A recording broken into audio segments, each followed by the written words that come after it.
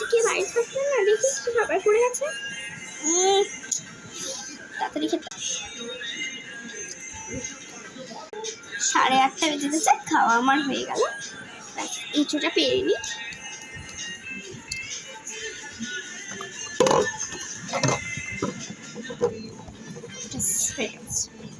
এবার শুয়ে পড়ি। আমি মনে হয় গেটটা দিতে ভুলে গেছি। রাত 12টা বাজে। কি বললো কি বললো কি বললো কি বললো কি বললো কি আওয়াজ হচ্ছে?